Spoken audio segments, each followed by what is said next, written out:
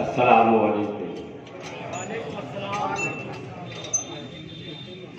نحمده ونصلي ونسلم على رسوله الكريم اما بعد فقد قال رسول الله صلى الله عليه وسلم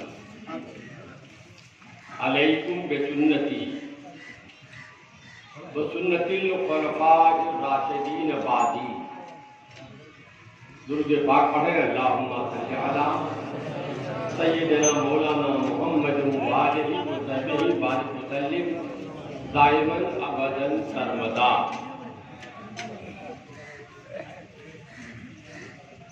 آج کا یہ اجتماع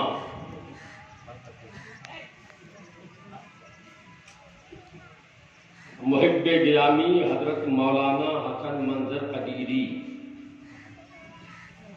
اور میرے لیے تو صرف حسن منظر قدیری تھے، نہ میں ان کو مولانا سمجھتا تھا نہ مفتی سمجھتا تھا، میں اس کو حسن منظر سمجھتا تھا۔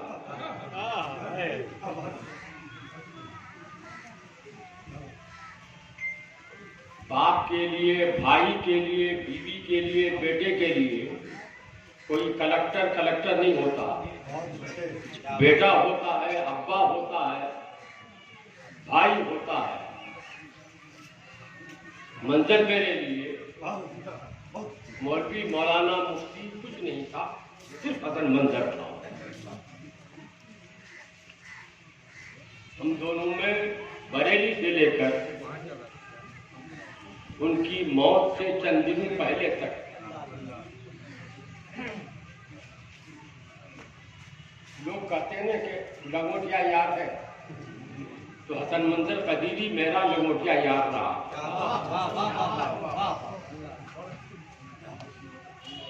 ان کے بچھڑ جانے سے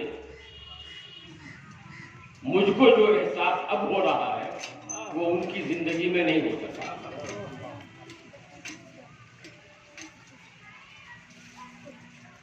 کسی شاعر نے کہا ہے، میں تم کو چاہتا ہوں مجھے یہ خبر نہ تھی، میں تم کو چاہتا ہوں مجھے یہ خبر نہ تھی، مدت کے بعد تم سے بچھڑ کے پتہ چلا۔ آج پتہ چل رہا ہے کہ حسن منظر قدیری سے مجھے کتنی محبت تھی۔ یہی حال مفتی آل مصطفیٰ صلی اللہ علیہ وسلم کا رہا۔ داستان تو بڑی طویل ہے، جس کو بیان کروں تو آفتاب غروب ہو جائے گا، ختم نہیں ہو پائے گا۔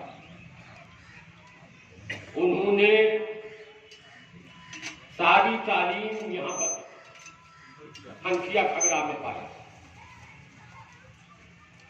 مبارک پور تبرک کے لیے گئے۔ اس زمانے میں مبارک پور کا عالم یہ تھا کہ کسی مدرسے سے پڑھ کے آئے کتنا ہی قابل ہو طالب علم، مگر ٹیسٹ امتحان میں ان کو فیل کیا جاتا تھا اور ایک درجہ نیچے کر دیا جاتا تھا۔ یہ صرف عالم مصطفیٰ کی انفرادیت رہی کہ جب وہ یہاں سے پڑھ کے گیا اور اس کا امتحان ٹیسٹ کا مولانا نصیر الدین صاحب جو اشرفیہ کے بڑے معقول مدرس تھے، انہوں نے لیا۔ تو میں علماء کے لیے خاص طور سے میں بتا رہا ہوں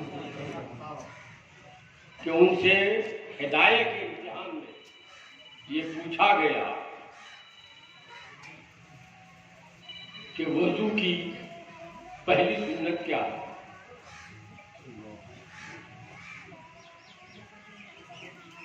تو کچھ سنتیں تو وضو سے پہلے ہے۔ انہوں نے کہا حضرت آپ کا سوال وضو سے متعلق ہے یا وضو سے پہلے سے متعلق ہے؟ سبحان اللہ سبحان اللہ۔ انہوں نے کہا نہیں وضو کے بارے میں۔ انہوں نے کہا کہ یہاں تک ہاتھوں کو 3 بار دھونا. کہا کہ دلیل؟ پوچھا انہوں نے دلیل، تو انہوں نے وہ حدیث سنائی جو ہدایہ میں نقل کی گئی ہے. اللہ کے رسول نے فرمایا کہ جب تم میں سے کوئی بیدار ہو تو پہلے اپنے ہاتھوں کے اتنے حصے کو 3 بار ضرور دھوئے، ضرور دھوئے. اس لیے کہ پتہ نہیں نیند میں ہاتھ کہاں کہاں پہنچا ہے. تو اللہ کے رسول نے تو فرمایا ضرور دھوئے، تو فرض ہونا چاہیے. اور آپ بتا رہے ہو کہ سنت ہے. اس نے برجستہ جواب دیا کہ حضرت اس کا جواب تو صاحب ہدایہ نہیں، اللہ کے رسول ہی فرما چکے ہیں. وہ جواب کیا ہے؟ کہا کہ اس کی وجہ بتائی ہے کہ پتہ نہیں تمہارا ہاتھ کہاں کہاں پہنچا ہے، پتہ نہیں یعنی یقین نہیں ہے. اگر یقیناً کہتا تو فرق ہو جاتا. واہ سبحان اللہ سبحان اللہ. یہ ایک طالب علم کا جواب. تو مولانا نصیر الدین صاحب نے پوچھا بیٹے کہاں سے پڑھ کے آئے ہو؟ مدرسہ حنفیہ کھڑا کیا تھا، کوئی محسوس تھا نہیں، کوئی جانتا تھا. تو بتایا کہ کشن گنج میں مدرسہ حنفیہ سے پڑھ کے آئے. تو سمجھ میں نہیں آیا کہ مدرسہ حنفیہ کیسا مدرسہ ہے، وہاں سے پڑھا ہوا طالب کا یہ جواب پوچھا کن سے پڑھے ہو؟ تو انہوں نے کہا کہ مطلب رحمان سے پڑھ کے آیا. فرمایا جاؤ تم کو ترقی مل گئی.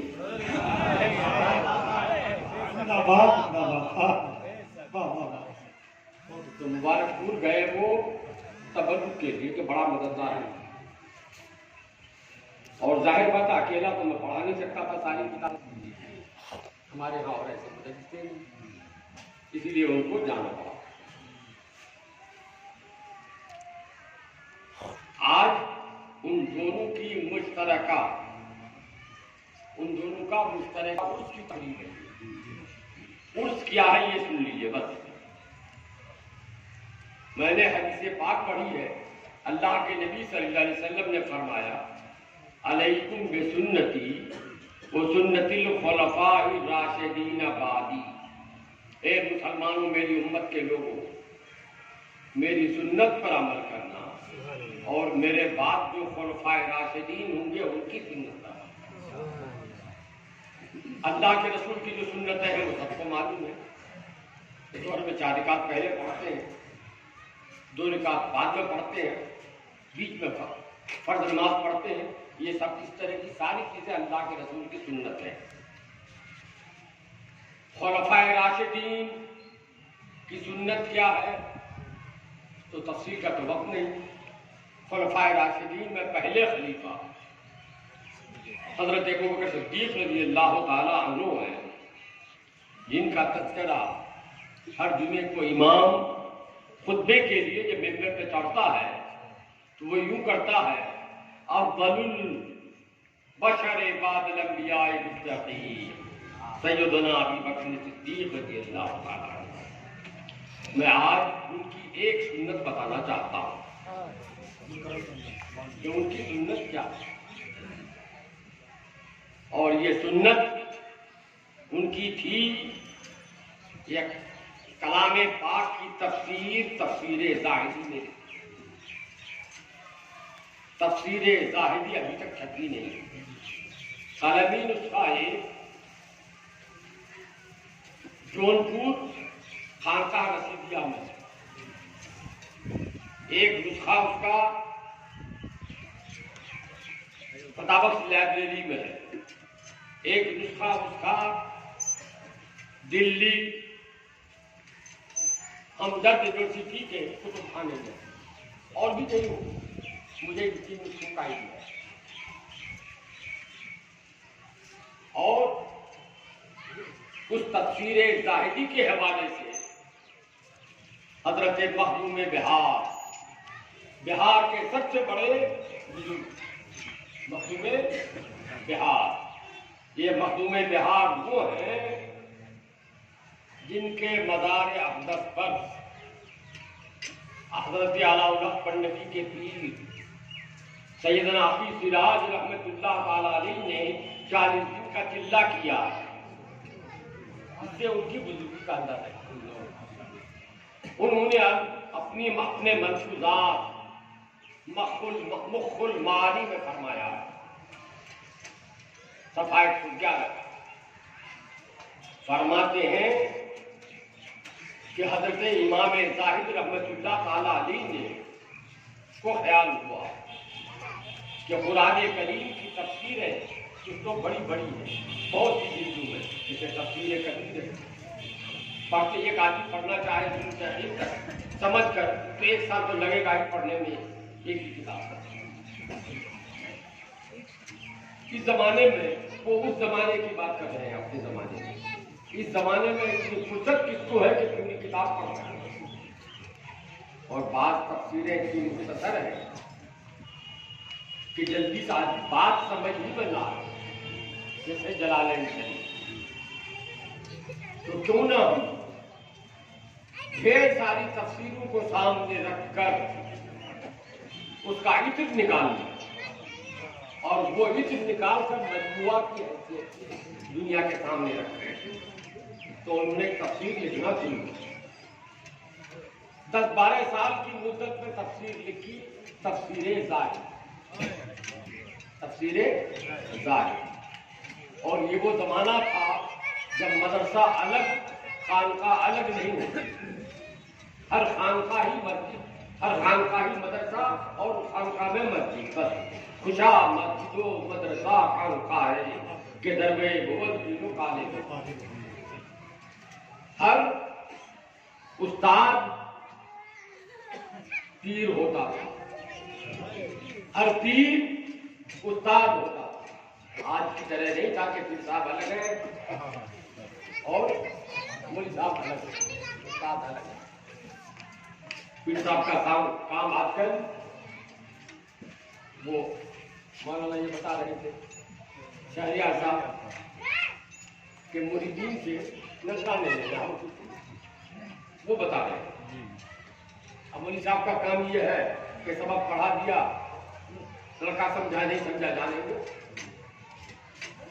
تو نہ پیر سے ایمانے میں پیر رہا، نہ استاد سے ایمانے میں استاد رہا۔ اس زمانے میں جو پیر وہی استاد، جو استاد وہی پیر۔ حضرت امام زاہد نے اپنے ایک طالب علم کو بلایا، کہا بیٹا یہ کتاب ہے، میں نے 10-12 سال کی مدت میں کتاب لکھی ہے، یہ کتاب لے جاؤ، فلاں جگہ جو دریا ہے اس دریا میں پھینک کے چلے آؤ۔ وہ طالب علم کتاب لیا، استاد کا حکم تھا، استاد بھی تھا، پیر بھی تھا۔ طالب علم کتاب لے کے چلا، خانقاہ کے احاطے سے باہر ہوا، ایک مولوی صاحب ملے، مقطع چقطع، السلام علیکم۔ وعلیکم السلام۔ ارے ابھی پڑھائی کا وقت ہے، تم کہاں جا رہے ہو؟ بھاگے بھاگے، پڑھنے میں دل نہیں لگا۔ طالب علم نے کہا نہیں، پڑھنے میں تو دل لگتا ہے، لیکن استاد نے حکم دیا ہے کہ یہ کتاب دریا میں پھینک کے آؤ، اسی لیے دریا میں پھینکنے جانا۔ کتاب دریا میں پھینکنے کی چیز ہے کہ سینے سے لگا کے رکھنے کی چیز ہے؟ کہا وہ تو استاد سمجھے، مجھے جو حکم ہوا ہے میں اس کی تعمیل میں جا رہا ہوں۔ فرمایا کچھ سمجھے ہو اس کا مطلب؟ کہا کچھ نہیں سمجھا، سمجھنا میرا کام نہیں ہے، استاد کا حکم بجا لانا میرا کام ہے۔ آج کے طالب علم کی طرح نہیں تھا۔ کہا میں بتا دوں تم کو؟ کہا فرمائیے۔ کہا کہ تمہارا استاد بخیل ہے، اس اسی لیے کتاب دریا میں چھپا رہا ہے. طالب علم نے بس کہ بخیل ہوگا تو کتاب گھر میں رکھے گا, دریا میں پھینک دے گا. بخیل تو پھینکنے کے لیے نہیں ہوتا ہے. کہا تم نہیں سمجھے, تمہارا استاد علم کا بخیل ہے. کتنے دن میں یہ کتاب لکھی ہے؟ کہا 10-12 سال میں. کہا ان کو کتاب یاد ہوئی ہوگی کہ نہیں 10-12 سال میں جو لکھی انہوں نے؟ کہا صاحب ایک 10 سال کا بچہ کلام اللہ کو 3 سال میں حفظ کر لیتا ہے, 4 سال میں حفظ کر لیتا ہے. حضرت تو اتنے بڑے عالم ہیں اور انہوں نے 10 سال میں کتاب لکھی ہے, تو اس کتاب کا تو نقطہ سب جوانی ہو گیا ہو. کہا بس یہی بات ہے, میں تم سے کہہ رہا تھا نا تمہارے استاد بخیل ہے. 10 سال میں تمام تفسیروں سے انہوں نے جو خاص بات میں جمع کر دیا. اب وہ سوچ, ان کو تو زبانی یاد ہو گئی, وہ سوچ رہے کتاب نہیں, میرے بعد کوئی پڑھے گا تو ہماری برابر عالم ہو جائے. رہے بات سمجھے بات نہیں, اس لیے کتاب دریا میں پھینک دو, اور میرے سینے میں تو ہے ہی پوری کتاب, ہم سب سے بڑے عالم ہیں. تو اب استاد کے تعلق سے یہ سن کر طالب علم کو کچھ وسوسہ ہو. کہا صاحب پھر کیا کریں؟ کہا کہ استاد تو خانقاہ مدرسہ میں بیٹھے ہوئے ہیں, تھوڑی دیکھ رہے ہیں. کتاب لے جاؤ, گھر میں چھپا دو, جا کے کہہ دینا کہ دریا میں پھینک کے آئے. طالب علم نے وہی کیا, کتاب لے گئے گھر, چھپا دی, واپس آئے, سلام علیکم. استاد نے سلام کا جواب دیا. پوچھا بیٹے کتاب کا حضور دریا میں پھینک. اب وہ طالب علم جھوٹ بول رہا ہے. حضور کتاب دریا میں پھینک دی. فرمایا پھر کیا دیکھا؟ ایک تھا تب نے کچھ دیکھا ہی نہیں. کہا حضور کیا دیکھتا؟ پانی دیکھا اور کیا دیکھا؟ حضرت امام زاہد نے فرمایا بیٹا تم سمجھ رہے ہو کہ ہم خانقاہ کی 4 دیواری میں بیٹھے ہیں؟ میری یہ آنکھیں 4 دیواری کے اندر دیکھ رہی ہیں, لیکن اللہ نے جو 2 آنکھیں یہاں دی ہے میرے دل کے اندر, وہ میں تمہارے ساتھ ساتھ تمہارے گھر کے تاج پہ گئی تھی. سبحان اللہ بے شک. واہ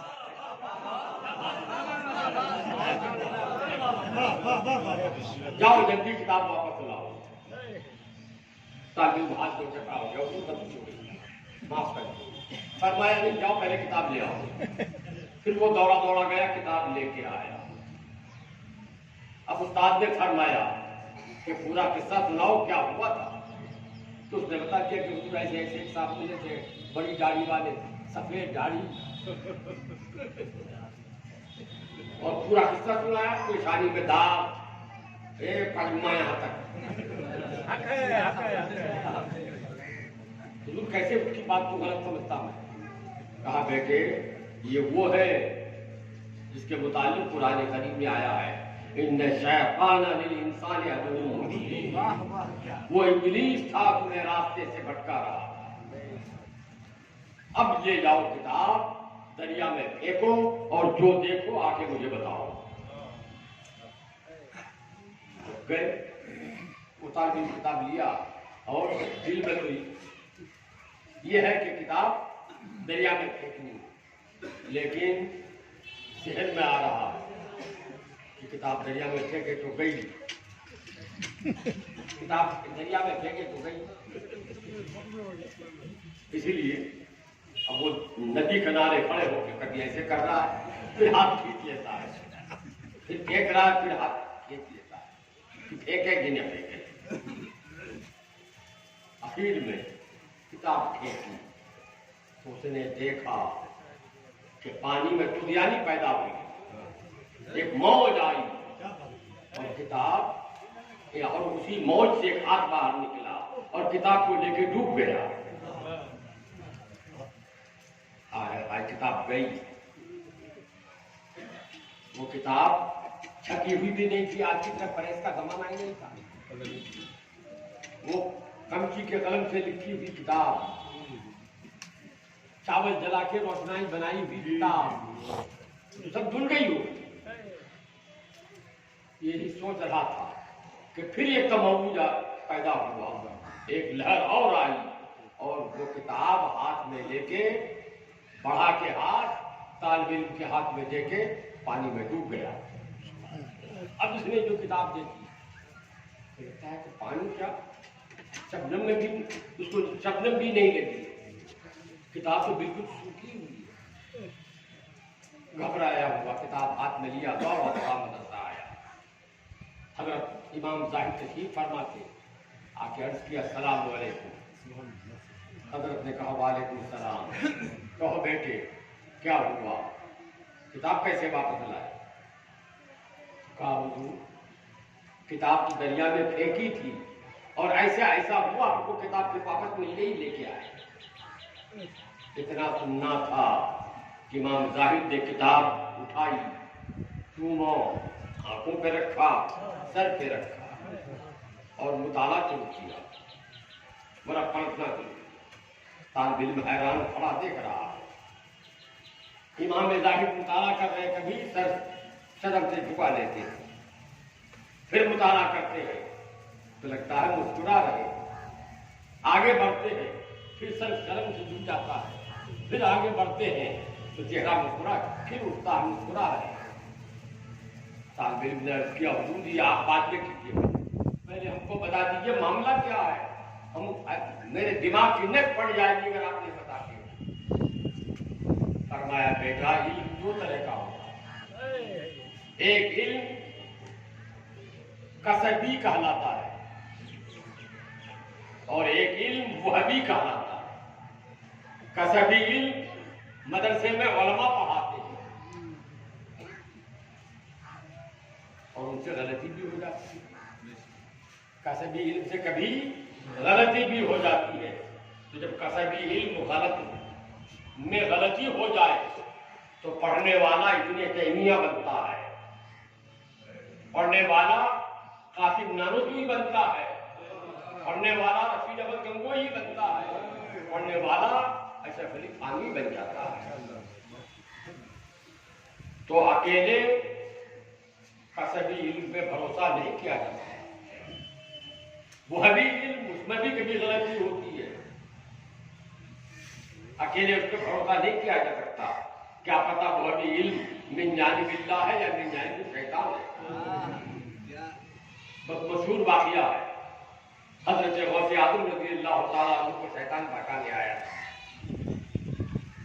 تو بیٹا ہم نے چاہا تھا کہ کسبی علم سے جو میں نے لکھا ہے اس کو وہبی علم والے کے پاس دریا میں حضرت خضر کی بارگاہ میں حاضر کیا جائے اور میرا ظاہری علم کا باطنی علم دونوں مل جائے تو وہ یقینی ہوگا۔ بے شک سبحان اللہ۔ تم نے دیکھا تھا حضرت خضر کا ہاتھ تھا، وہ لے کے گئے تھے کتاب اور پڑھ کر مطالعہ کر کے اصلاح کر دی ہے، جہاں انہوں نے غلط میرے لکھے ہوئے کو کاٹ دیا ہے، دوسرا بنا دیا ہے، میرا سر شرم سے جھک جاتا ہے کہ مجھ سے غلطی ہو گئی ہے، جہاں انہوں نے صحیح کا نشان لگا دیا ہے مجھے خوشی ہوتی ہے، مسرت ہوتی ہے، وہ میرا چہرہ خوشی کے مارے کیوں اٹھتا ہے۔ اس کتاب کا نام ہے تفسیر ظاہری۔ حضرت محبوب بہار فرماتے ہیں مسلمانی کہ اس کتاب میں یہ لکھا ہوا ہے، اس کتاب میں یہ لکھا ہوا ہے، کیا لکھا ہوا ہے کہ امام زاہد رحمۃ اللہ تعالی علیہ فرماتے ہیں کہ جب اللہ کے رسول صلی اللہ علیہ وسلم کا انتقال ہوا تو اختلاف پیدا ہو گیا کہ نبی کا پہلا خلیفہ کون ہوگا، یہ کہ نبی کو کہاں دفن کیا جائے، تو دو گروپ پیدا ہو گئے۔ کچھ صحابہ کا کہنا تھا کہ بیت المقدس میں بہت سے انبیاء کرام کا مزار ہے، وہاں لے جاؤ۔ کچھ صحابہ کا کہنا تھا کہ بیت المقدس نہیں، مکہ معظمہ میں جہاں حضور کے آباء و اجداد کا مزار ہے وہاں لے جاؤ۔ اتنے میں اللہ کے نبی کی حدیث یاد آئی، جب آپ مکہ سے ہجرت کر کے مدینہ گئے تو سب چاہتے تھے کہ حضور ہمارے یہاں جائے، پہلا قدم میرے یہاں رہے. تو حضور نے فرمایا تھا میں جس کے یہاں پہلے جاؤں گا اس کا دل تو ٹوٹ جاتی، اس کا دل تو خوش ہو جائے گا، اور جس کے یہاں نہیں جا سکوں گا اس کا دل ٹوٹ جائے گا. نبی لوگوں کا دل جوڑنے کے لیے آتا ہے، دل توڑنے کے لیے نہیں آتا. اسی لیے میں خود سے کہیں نہیں جاؤں گا. میری اونٹنی جس پہ میں بیٹھا ہوا ہوں، جہاں یہ اونٹنی بیٹھ جائے گی میں وہی اتروں گا، وہی قیام میرا ہوگا. کی جگہ ہے وہیں پر رکھ دیتے تو اچھا لگتا. ہاں وہیں رکھو. بس آپ لوگ دور سے پڑھ لیجیے.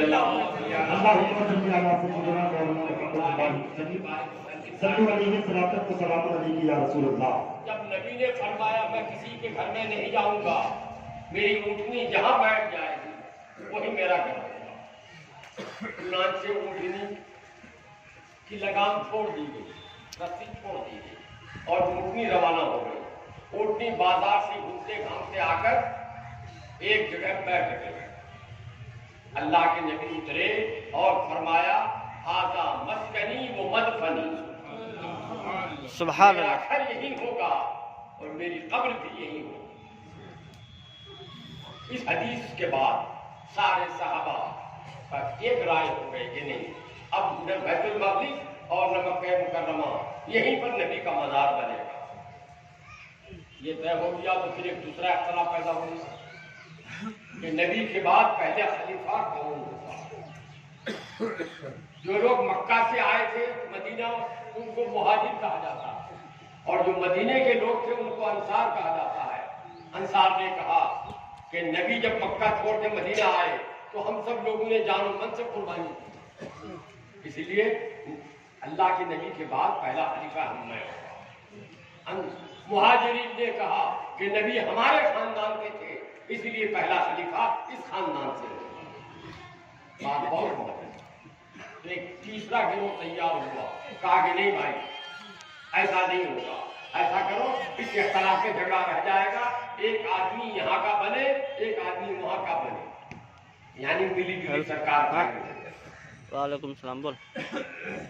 اتنے میں حضرت ہاں ملا تو عمر فاروق رضی اللہ تعالیٰ عنہ کو غالباً یہ حدیث یاد آئی. انہوں نے کہا بھائی آپ لوگ شاید بھول رہے ہیں، یاد ہے جب نبی پہلی بار تشریف لائے تھے تو فرمایا تھا کہ ھذا مسکنی و مدفنی، یہ میری یہاں میرا گھر ہوگا، یہی میری قبر ہوگی. ہاں یہ ہے، یاد تو ہے. پھر کہا کہ لوگوں یاد ہے نبی نے فرمایا ہے حدیث میں الائمۃ من قریش، امام قریشی ہوگا، نبی کے خاندان کا کوئی ہوگا، خلیفہ ہوگا. لوگوں کو بات یاد آ گئی، کہا کہ صاحب ٹھیک ہے، مگر اب قریشی بھی بہت سے تھے، نبی کے خاندان کے بہت سے لوگ تھے. حضرت ابوبکر صدیق بھی تھے، حضرت عمر فاروق بھی تھے، حضرت عثمان غنی بھی تھے، حضرت علی بھی تھے. اب کیا کیا جائے؟ تو حضرت علی آگے بڑھے اور حضرت علی نے فرمایا کہ آپ لوگوں کو یاد ہوگا ابھی کئی دن پہلے نبی نے جب انتقال فرمایا اس سے 2-3 دن پہلے نبی کی طبیعت خراب تھی، ہم سب لوگ یہاں تھے جمع. حضرت بلال اذان دے کر آئے اللہ کے رسول سے پوچھنے کے لیے یا رسول اللہ نماز کون پڑھائے گا؟ تو آپ نے فرمایا ابوبکر صدیق. اور مسجد جا کر دیکھتے ابوبکر صدیق موجود نہیں، کہیں چلے گئے. تو حضرت عمر سے فرمایا، یہ کہا حضرت بلال نے کہ آپ نماز پڑھا دیجیے. حضرت عمر نماز پڑھانے کے لیے کھڑے ہوئے. جب انہوں نے اللہ اکبر کہا تو آواز میرے نبی کے کان میں پہنچی. تو فرمایا پہچان گئے نبی، فرمایا ابوبکر کہاں ہے؟ سبحان اللہ سبحان اللہ. ابوبکر کہاں ہے؟ ابوبکر کی موجودگی میں اللہ تعالی کسی کی امامت سے راضی نہیں ہے، اس کا نبی بھی کسی کی امامت سے راضی نہیں ہے. ڈھونڈ کے لائے گئے اور حضرت عمر فاروق نے نماز توڑ نیت توڑ ابو بکر صدیق ڈھونڈ کر لائے گئے، تب انہوں نے نماز پڑھائی۔ تو رسول اللہ نے ہمارے دینی کام نماز کے لیے ان کو اپنا خلیفہ بنایا تھا۔ یہ تو دنیاوی کام ہے خلیفہ بننے کا، یقیناً حضرت ابو بکر صدیق کی خلیفہ ہوں گے۔ چنانچہ حضرت عمر فاروق نے ہاتھ بڑھایا اور بیعت کی۔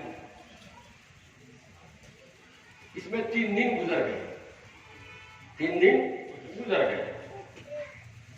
اب اس کے بعد بیعت کا سلسلہ شروع ہوا تو چلا، اس میں 9 دن لگے۔ کل کتنے دن ہو گئے؟ 12 دن۔